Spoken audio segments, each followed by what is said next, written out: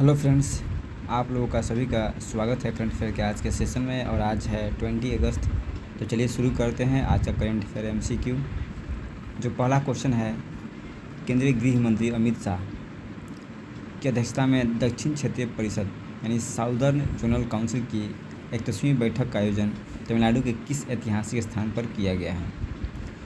तो दोस्तों ये हुआ है महाबलीपुरम। इसको मामल्लपुरम भी कहा जाता है। यहीं पर दक्षिण क्षेत्रीय परिषद यानी साउदर्न जोनल काउंसिल की 21वीं बैठक का आयोजन किया गया है। मेज़बानी तमिलनाडु सरकार द्वारा किया गया है। मुख्य रूप से अंतर्राज्यीय जो इंटर स्टेट काउंसिल सेक्रेटरीट है के सहयोग से ये बैठक आयोजित की गई है। बैठक में मुख्य रूप से जो दक्षिणी और सेंट्रल इंडिया के जो राज्य हैं और केंद्र शासित प्रदेश हैं उनमें किस तरह से इंफ्रास्ट्रक्चर विकास, तटीय सुरक्षा, नदी जल बंटवारे और इंटर स्टेट समन्वय यानी कोऑर्डिनेशन को बढ़ावा देने के लिए मुद्दों पर चर्चा की गई है। जिसमें जो प्रमुख पॉइंट बनेंगे कि अध्यक्षता गृह मंत्री अमित शाह वही करते हैं।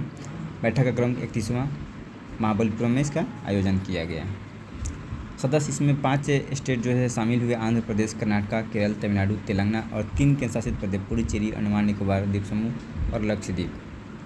ये 3 केंद्र शासित प्रदेश इसमें शामिल हुए हैं। संवैधानिक स्थिति दोस्तों, क्षेत्रीय परिषद एक गैर संवैधानिक निकाय है। याद रखिएगा, संवैधानिक इसको विधि बनाकर इसको स्टेट रिकॉग्निशन एक्ट 1956 के तहत इसका स्थापना किया गया है। तो ये एक वैधानिक निकाय है, संवैधानिक निकाय नहीं है।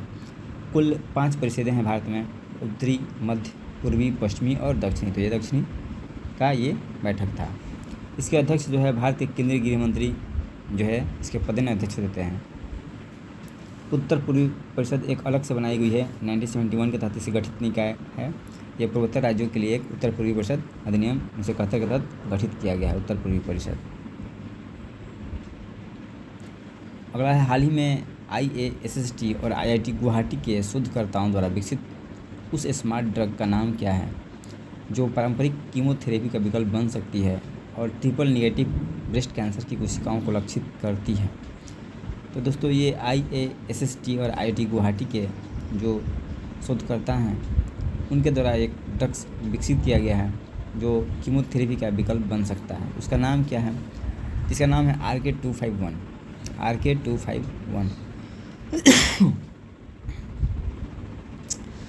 मुख्य रूप से ये RK251 एक स्मार्ट ड्रग है और यह दवा जो है स्वस्थ जो हेल्दी सेल होते हैं उनको नुकसान पहुँचाए बिना जो कैंसरग्रस्त कोशिकाएं यानी कैंसर सेल्स हैं उसको वो नष्ट कर देती हैं।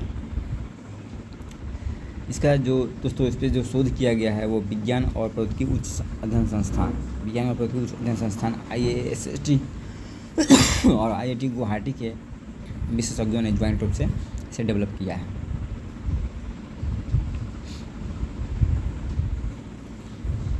अगला है, हर साल 19 अगस्त को मनाए जाने वाले विश्व फोटोग्राफी दिवस के अवसर पर केंद्रीय सूचना एवं प्रसारण मंत्री अश्विनी वैष्णव ने किस स्थान पर मीडिया फोटोग्राफी के साथ संवाद किया?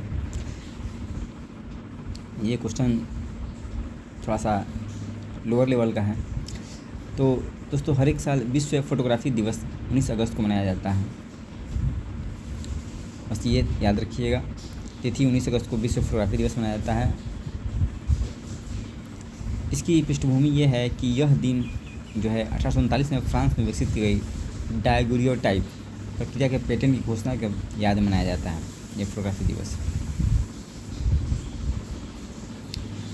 नेक्स्ट है, भारत की ब्रिक्स अध्यक्षता के तहत युवा मामलों और खेल मंत्रालय द्वारा ब्रिक्स युवा परिषद बैठक और ब्रिक्स युवा शिखर सम्मेलन का आयोजन किस स्थान पर किया गया है? तो दोस्तों भारत 2026 की इसका ब्रिक्स का मेजबान देश है। तो इस संदर्भ में अलग अलग जगहों पर अलग अलग बैठकें हो रही हैं। तो ब्रिक्स युवा परिषद बैठक और ब्रिक्स युवा शिखर सम्मेलन का आयोजन जो है ये किया गया है गांधीनगर गुजरात में इन दोनों का शिखर सम्मेलन का आयोजन किया गया है। 2 दिवसीय यह आयोजन युवा शक्ति में किस तरह से नवाचार और एंटरप्रेन्योरशिप को बढ़ावा देने के लिए ये इस पर सेंट्रलाइज था।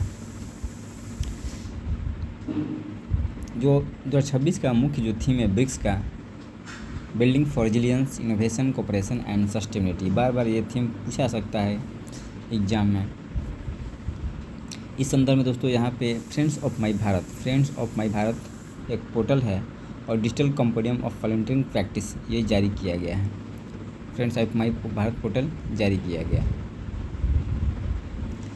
तो दोस्तों आज के कारण इतना ही था। Thank you.